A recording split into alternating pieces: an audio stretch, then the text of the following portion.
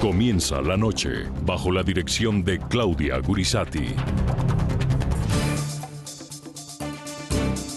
Buenas noches. La noche bajo la dirección de Claudia Gurizati enciende las luces para que usted vea el punto clave de la noticia. Soy Jefferson Beltrán. Bienvenidos. La noticia: las investigaciones que adelanta la Fiscalía colombiana para establecer cuáles fueron las actuaciones del gobierno del expresidente Belisario Betancur durante el operativo en el que las Fuerzas Armadas recuperaron el 6 y 7 de noviembre de 1985 el Palacio de Justicia. La noticia: en calidad de testigos fueron pedidas las declaraciones de los principales ministros del gabinete de ese entonces. El punto clave de la noticia: a 2 días de cumplirse los 30 años de la cruenta toma criminal que ejecutó el M-19, el ente acusador indaga sobre los supuestos excesos que por acción u omisión habrían cometido las autoridades de la época en su afán de repeler el cruel ataque que fue liderado por el grupo guerrillero.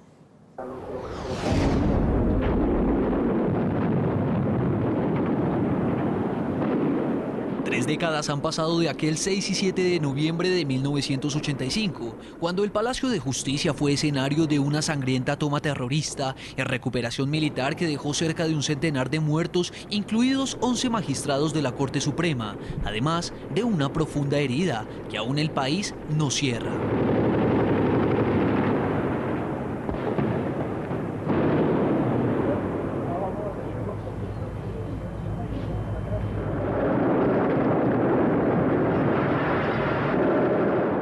A plena luz del día, a pocos metros del Congreso y del Palacio Presidencial.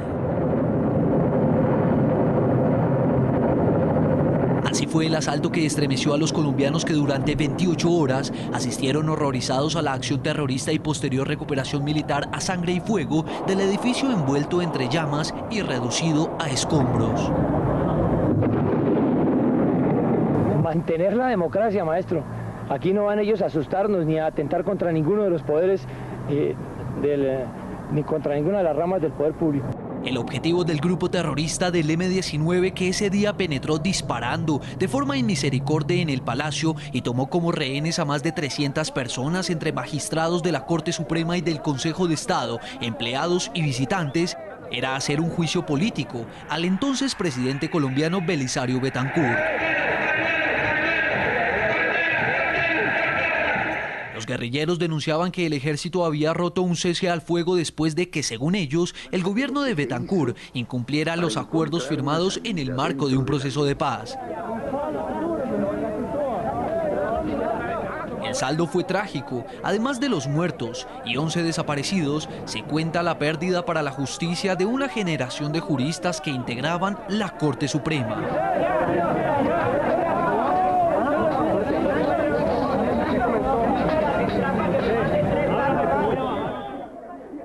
Este clamor aún permanece indeleble en la memoria de miles de colombianos que fueron testigos del Holocausto.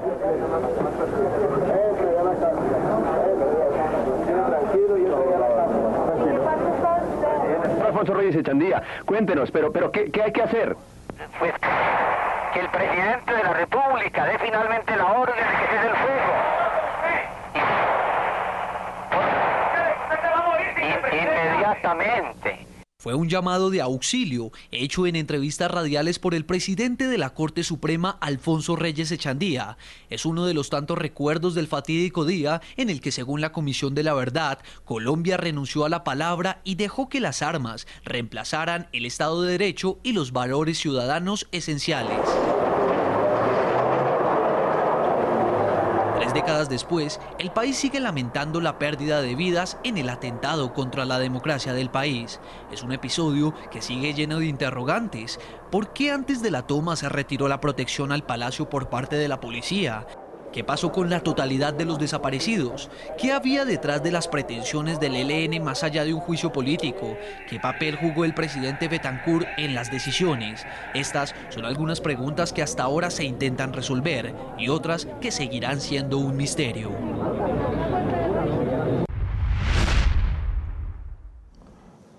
Muy bien, y a propósito del tema del día de hoy, les preguntamos a nuestros televidentes, a ustedes, para que opinen a través de redes sociales.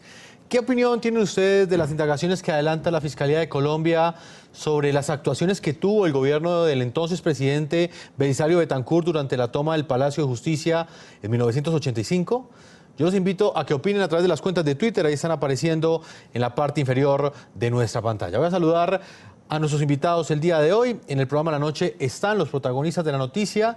Saluda a Noemí Sanín, ex candidata presidencial, ex ministra de Relaciones Exteriores y ex ministra de Comunicaciones.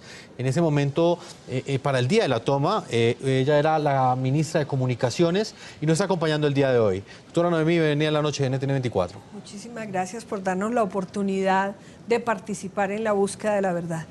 También saludo a Jaime Castro, exalcalde de Bogotá. Era el ministro de Gobierno entre 1984 y 1986, durante el mandato del expresidente Belisario Betancur. Doctor Castro, bienvenido a La Noche de NTN 24. Buenas noches, gracias por su invitación. Y saludo en Bogotá, Colombia, a Ever Bustamante, actualmente senador colombiano del Partido Centro Democrático, y para ese entonces, para 1985, entre el 6 y el 7 de noviembre de 1985, él era el secretario de Relaciones Internacionales del M-19. Bienvenido al programa La Noche. Buenas noches, Jefferson. Saludo especial a la doctora Noemí Sanín y al doctor Jaime Castro. Vamos a comenzar hablando con la doctora Noemí Sanín y con el doctor Jaime Castro a propósito de esta noticia que se ha conocido en las últimas horas y que tiene que ver con esta decisión que ha tomado la Fiscalía.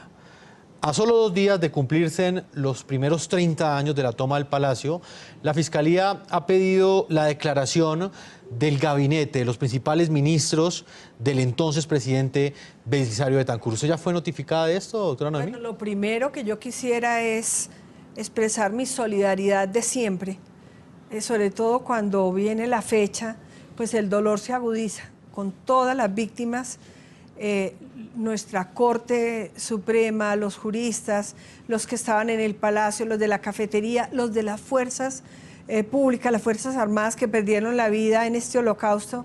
El dolor sigue del país, como usted bien lo dice, y no hemos recibido notificación, pero yo estoy segura que el gabinete entero colaborará, el presidente Betancur estoy segura que también, en la búsqueda de la paz. Todo lo que nosotros sepamos, recordemos. Yo tengo notas del momento tan crucial que vivimos, que las hice de forma juiciosa sobre mi experiencia en cercanía a los acontecimientos, de modo que el fiscal bien nos puede citar, y yo creo que sería bueno que fuera público, porque cada año es lo mismo, es decir, a nosotros nos han juzgado, nos han vuelto a juzgar. La Corte Interamericana condenó al Estado colombiano. Yo no fui citada en la Corte Interamericana. No le di poder a nadie para representarme, y creo que la Corte ha debido hacer un esfuerzo importante para citar los testigos, como la Fiscalía dice que los va a hacer, pero nosotros hemos atendido tribunales, jueces, Comisión de la Verdad que se celebró, no la de ahora. Enseguida del Palacio de Justicia, la Corte encargada creó una comisión que nos juzgó también en ese momento. Doctor Jaime Castro, exalcalde de Bogotá, y como lo dije al comienzo, usted como ministro de Gobierno de ese entonces, de la fecha en la cual fue ejecutada esta toma contra el Palacio de Justicia, ¿usted por qué cree que el fiscal en este momento ha pedido la versión, la declaración de ustedes 30 años después? Como lo ha dicho la doctora Noemí, el gobierno del presidente Betancur, encabezado por él mismo, ha colaborado todas las veces que la justicia ha requerido la presencia a uno u otro título de los miembros de su gabinete. El señor fiscal, hace algo más de 2 años, había dicho algo parecido a lo que acaba de declarar el día de hoy. Investigaré, dijo, a los miembros del gabinete de Belisario Betancur, les pediré su aporte a través de declaraciones sobre las decisiones que tomó o no tomó el gobierno. Yo en ese momento, de manera inmediata, le dirigí una carta a la Fiscalía diciéndole: Estoy a disposición de ustedes, prestaré toda la colaboración que de mí se requiera. Resido en tal parte, tengo mi oficina en tal dirección, estos son mis teléfonos, mi correo electrónico, para que no tengan ninguna dificultad en encontrarme. Me respondieron diciendo que habían recibido la nota y que la habían pasado a los funcionarios respectivos. Después no volví a saber nada, no fui citado, no fui requerido. Ahora viene la declaración del señor fiscal. Obvio, él tiene facultades, tiene competencia para citarnos a los miembros del gabinete, a todos o a algunos, pero no solamente a nosotros, a todas las personas que él considere que debe oír para estos efectos. Doctor Jaime Castro, una de las preguntas que muy seguramente le irán a hacer en la Fiscalía es la actuación que tuvo el gobierno en lo que tuvo que ver con la recuperación del Palacio de Justicia.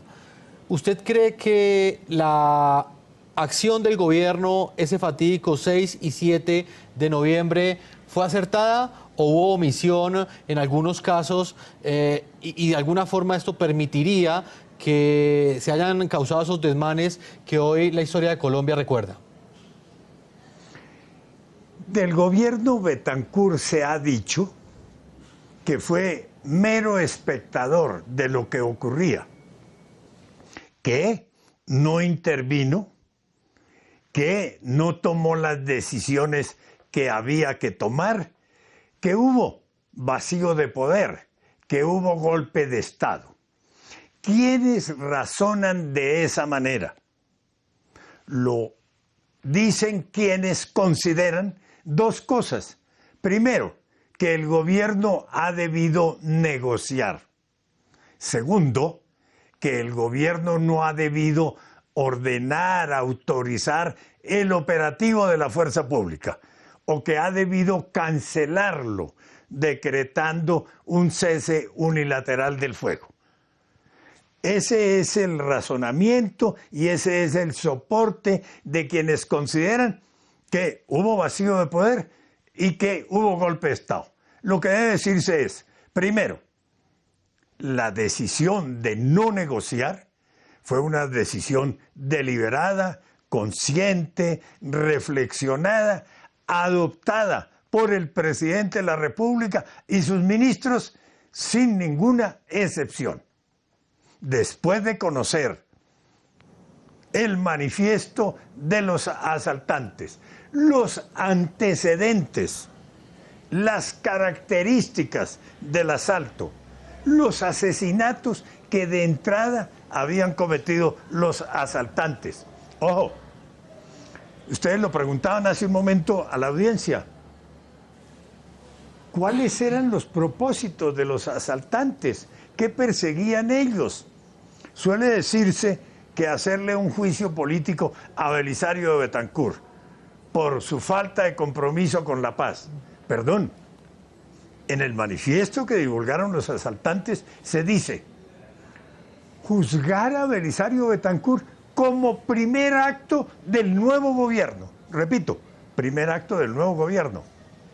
Ojo, los asaltantes aspiraban a tomarse el poder.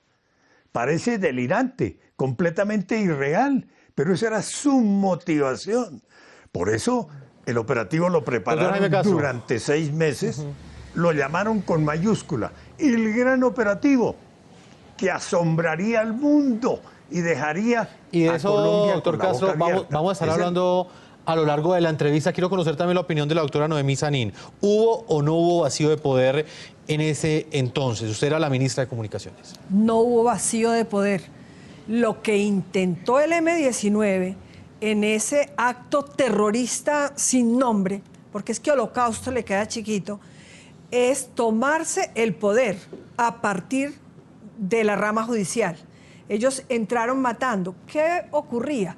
Ellos venían haciendo unos juicios revolucionarios, el último de los cuales tipo Tupamaros. El último fue contra José Raquel Mercado, que fue un líder sindicalista que asesinaron, supuestamente porque en el juicio revolucionario no merecía vivir sino la pena de muerte.